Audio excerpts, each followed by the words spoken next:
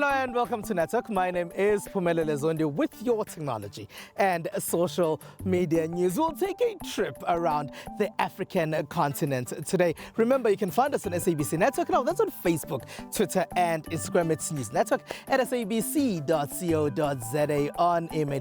This week, our Twitter poll is asking you if you've ever tried any of those YouTube originals, as that project was launched about 6 years ago, but YouTube has said that they are folding it. We'll find out about that later in the program. Firstly, here's what's coming up in this program. We find out about the role of tech innovation hubs in Africa.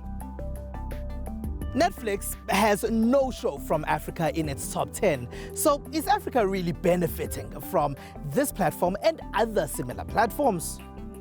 And in our conversation, producer Lebu Mokomela has a chat about what we can expect in the tech sector in 2022.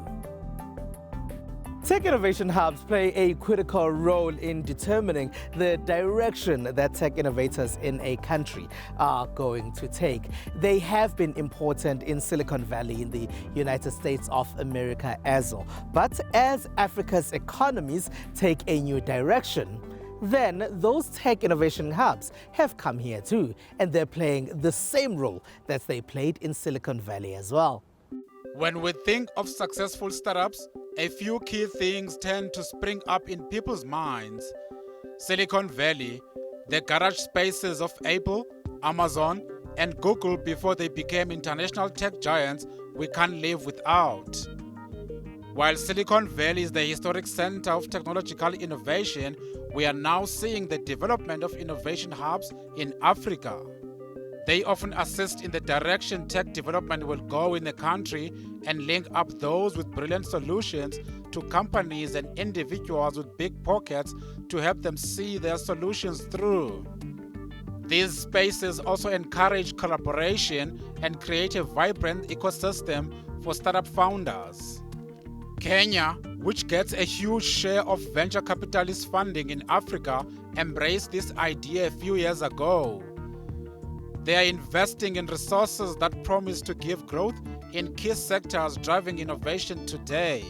When you come from a country where you have less opportunity, where you struggle, where the opportunities are not just sitting on your table, like Kenya and most other countries from West Africa and East Africa and Central Africa.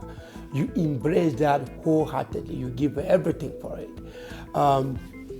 South Africa is opportune to have all this.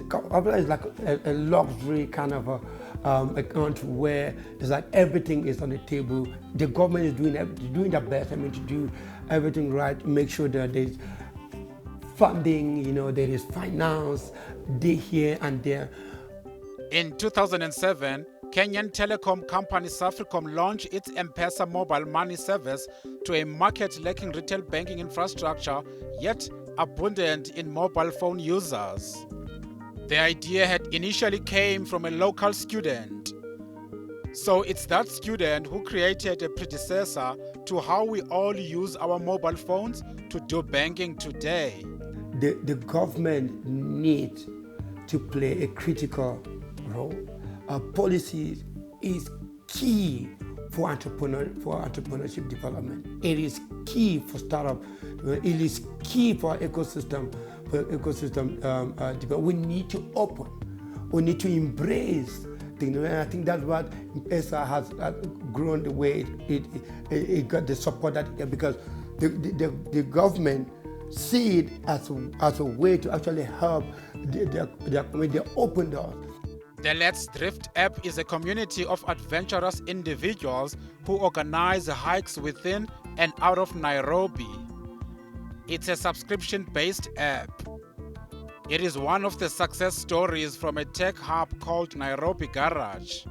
I started Let's Drift 3.5 years ago. Our main idea was to make adventure accessible and affordable to as many people out here in Kenya. So our point of innovation, what I called something that we were able to change or disrupt, was the idea of making adventure or changing the business model. So our business model is a subscription-based model where our members are able to subscribe monthly, quarterly, and annually.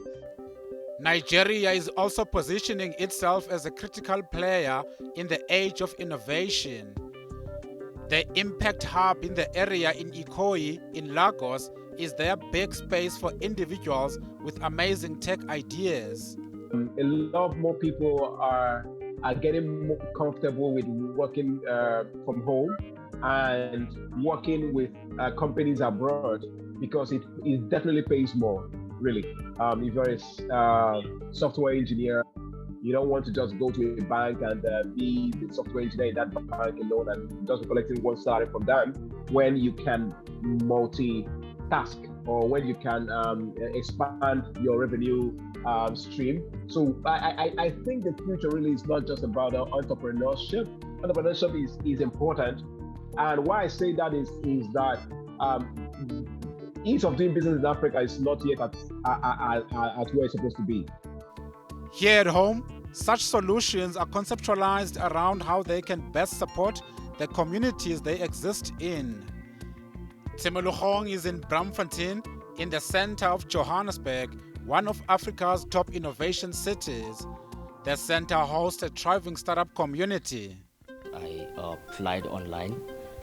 There was a short waiting period where they had to see my portfolio and all those things. And once I joined, I started learning character design, environment design, and the basics of visual development. I've benefited from experience in working in small projects. I've benefited in terms of my creativity and storytelling. So you gain a strong sense of community. Like here, when I was an intern in 2019, I learned a lot, and I found what I was good at in animation, which was environment design. And everyone that I've worked with since my internship, they're all from this place, from Tshimologong, so already it's gaining a sense of community. The hub also drives entrepreneurship and grows the skills pipeline for the digital economy through collaboration with academia, corporate, and government.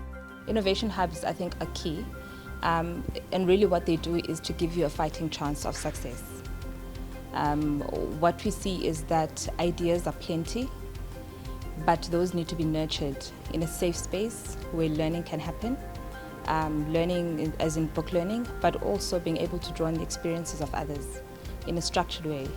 And that's what innovation hubs allow entrepreneurs, that's what they allow small businesses to be able to do, is to learn so that they can grow to the next level.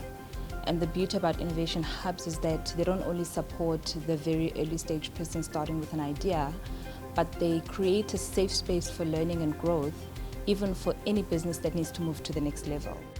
While many are more communal and social venture focused, others shift towards profit-orientated. Whatever the focus, these spaces are becoming central connect points for new tech innovations out of Africa. Netflix largely changed the way we consume content, but they've released their stats for the very first time, and none of the top 10 shows are from the African continent. Their top 3 are from different parts of the world. So should Africans consider other platforms to distribute their content, or should we stay put on Netflix? Africa is the first mobile-first continent. This led to the rise of mobile money here, mostly spearheaded by M-Pesa from Kenya. Many now use their devices to get access to international content from streaming platforms like Netflix. Understanding this, in Africa, Netflix has come up with mobile data plans that cost 49 Rand in South Africa. If you want their premium plan for your internet-connected smart TV, that's 199 Rand. Their arrival in Africa has shifted how people consume content. The reduction in price of data, so cheaper data, the emergence of fiber has allowed Netflix to be a viable option, both in terms of the technology and in terms of the cost. And then secondly, this instant gratification desire from consumers, where consumers don't want to have to wait through ad breaks or wait for the next show to come at a specific time. They want to be able to watch what they want right now and to be able to binge it. And Netflix delivers on both these areas. In Africa, Netflix has been working hard in assisting in production of some local content. Business is excited about Africa, and it's putting every effort behind it, and we are investing very seriously in it. And in terms of our strategy, we've always said that we do believe that great stories come from anywhere and they can be loved everywhere across the world, and it's no different with African story. Someone was right about you. You're nothing but a bored, spoiled rich boy, and you won't get away with this. But while Netflix has showcased some content from South Africa and the rest of the continent, it does not seem to appear in their top streamed shows list. The most streamed show of all time on the platform is South Korea's Squid Game, which has reached 142 million households worldwide. It's followed by UK set Bridgerton. Spain's Money Heist ends Netflix's top 3. No African show appears in the top 10. It's a lot more difficult for African productions versus American or European-made productions, and even Asian productions are finding it easier. So as we stand right now, there's minimal benefit to African productions, and there's a lot more that can be done to get African productions onto Netflix roster. Africans don't have too many independent local options for streaming. South Africa's telecoms operator Telkom has launched its Telkom One. Subscription TV giant MultiChoice is seeing the most growth outside Netflix with their Showmax platform. For us, it really is about getting the local entertainment, which we know our African audiences enjoy, programming in their languages, stories reflecting their realities, their hopes and their dreams, making that as widely available as possible. And for that reason, we now look at mobile subscriptions as well as the regular lean back. MultiChoice is also charging mobile subscribers less than premium subscribers, but the shortage of African content on such platforms could suggest that there is a need for new players in this space, even though it won't gain traction overnight. And we're going to have local homegrown platforms that are actually going to develop. So I think over a period of time, all we're really going to see is an absolute increase in the programming and the offering that we have from video on demand. What's aided these platforms has been the COVID-19 pandemic, as people were largely sitting at home. But a lot of what started during the pandemic will continue in the post-pandemic era. SABC Network on Facebook, Twitter, and Instagram. It's News Network at sabc.co.za on email. After the break, producer Lebo Mokomela has a conversation with the IDC about some of those 2022 tech trends that we need to look out for.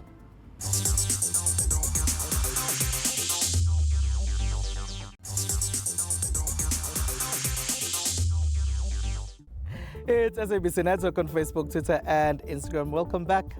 In our conversation this week, producer Lebo Mokomela has a conversation with the IDC about some of those 2022 technology trends we should look out for. Mark, let's get to it. We saw a huge shift within businesses when it comes to workforce. I mean, a lot of businesses incorporated hybrid working or remote working. Can you just elaborate on that? Is that what we will be seeing more and more of going forward? Absolutely, Abafang. The interesting thing is that we'll see more and more hybrid work. The point is hybrid work has been proven to be worthwhile over the last 2 years with the whole COVID area. So what has happened now is it works. People can work remotely. They can be trusted to work remotely. But the only thing that's real is that there is a hybrid model. It will differ by industry. It will differ, in fact, by company. So if you're in retail and you need to be at the front desk in your organization, then there's no way to remote that. However, if you're working for a financial services organization or consulting organization, your option to work from anywhere, anytime is that much better. But hybrid is definitely the way of the future. It will differ by company though. I mean, obviously, because of hybrid, we've seen that we've had to depend a lot on internet connectivity. We're moving forward within the trends. Do you think that we will be seeing growth in broadband bandwidth and broadband? Absolutely. From IDC's point of view, you see 5 key areas that you have to get right in order to continue this digital transformation of society, if you like, from a business, from a government, and from a commercial perspective. And those 5 things are access, affordability, relevance, reliability and sustainability, and security. Are we seeing 5G networks being expanded and being maybe used to their full capacity this year in 2022? 5G is still a very, very new technology. The constraints from a physical point of view is that it can offer a very, very wide bandwidth, but in a very, very small area. So you've got to choose where you deploy 5G. So in a highly densely packed environment with lots of users in a small space, 5G is ideal. But if you're doing few users over a large area, it becomes a lot more complex to try and run 5G. 5G is a great technology, and it's actually the supporting technology for a lot of the IoT, Internet of Things, artificial intelligence, and so on. That's going to rely a lot on 5G. But that said, there is 5G rollout across the continent, in fact. But you keep in mind that there's a lot of parts of the continent that's still on 3G and 4G. And there's a migration path, and it's not for everybody right now. Another prediction that I want us to sort of dabble on is that of e-commerce. I mean, I see that Amazon is steadily, laying foundations here in the country. So, and we've seen Pick and Pay team up with apps like ASAP, and for delivery purposes. Are we seeing more and more e-commerce companies going into the e-commerce space? Absolutely. I think, again, this is similar to that hybrid model and the work from home model. People have realized you can actually order successfully, pay online, and get your goods delivered to your front door. And I think that, and it doesn't matter really where you are, you will get your goods. I think that is a reality. E-commerce is absolutely growing. You'll see, as you mentioned, the retail examples, but also just governmental transactions. Driver's licenses is a case in point, where we're seeing a lot of these issues around driver's license right now. That can easily be solved, and it can be solved online. So I think a lot of these kind of government services, paying licenses, getting access to electricity, for instance, and water, being able to do these things all online, and that's all part of that whole e-commerce package, if you like, because you can pay for it online. We see a big growth in e-payments, and this is again across the continent, and the flow of money, if you like. And it takes us into that whole cryptocurrency, Bitcoin, those kind of environments as well. We see there'll be a lot of movement in that in 2022, 2023. Well, I just want to talk about artificial intelligence. Are we seeing artificial intelligence becoming a trend again in 2022? Absolutely. I think it's an ongoing trend. And the problem with artificial intelligence is a very, very wide term. And it can be anything from remote monitoring and measurement of dam levels, for instance, right through to replacing people in a call center and freeing those people up to do other types of work. So I think there's a very wide area which AI talks about: traffic management, smart buildings, smart cities. All of that falls into that AI space, which is very closely tied to the Internet of Things, very closely tied to the 5G discussions as well. So AI, is it a big thing? Yes. Is it going to continue growing? Yes. And it will grow as its relevance becomes more pervasive, if you like. Mark, thank you so much for joining us here at Network. Only a pleasure. Thank you very much for having me. Thank you very much, Lebo. It's SABC Network on Facebook, Twitter, and Instagram. Let's take a short break.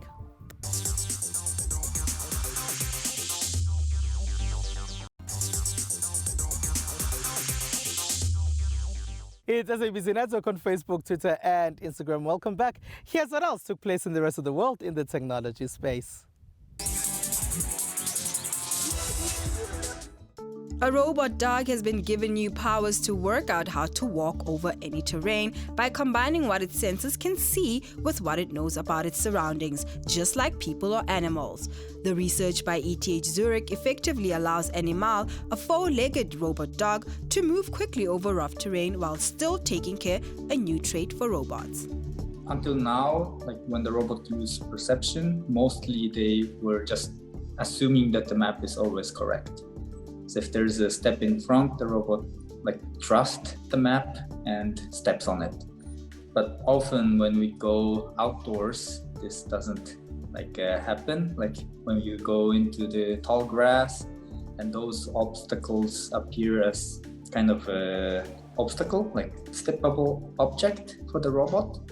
And then if the robot always trusts it, we cannot go into those areas. So in this paper, we kind of train the robot to be robust against these failures. So if you combine with the body information, we can recognize that the map here is wrong.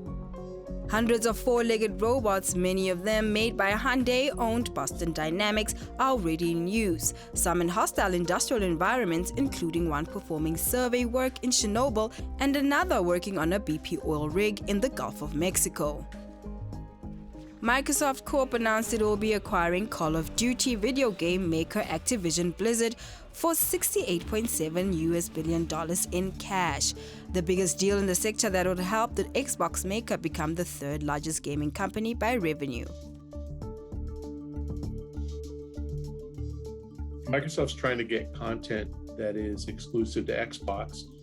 Activision has a lot of intellectual property and a lot of businesses that are developed that Microsoft hasn't yet actually engaged in, like mobile, like free to play, without having to buy anything. So like Call of Duty Warzone is free and you don't have to purchase the Call of Duty game to play it. So I think Activision's development talent allows Microsoft to perhaps take some of its own IP and exploit it in other business models like mobile. Forza Motorsport would be a good mobile game.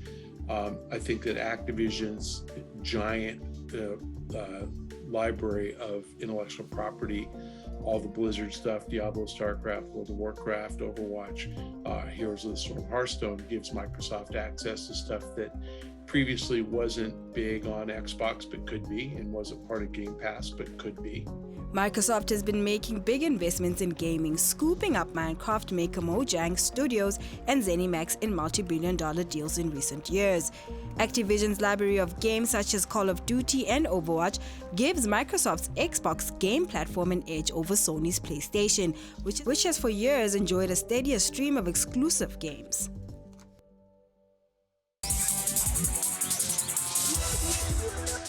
About 6 years ago, YouTube launched its YouTube Originals project, and they were asking producers and content creators to create work specifically for YouTube. So this week, our Twitter poll is asking you if you've ever consumed any YouTube Originals.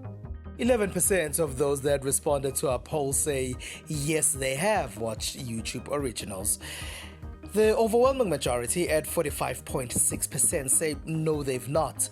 That's followed by 43.4% who say they did not even know that YouTube Originals even existed before.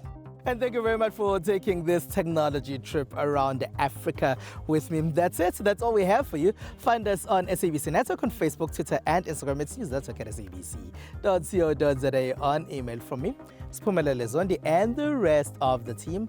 Bye-bye.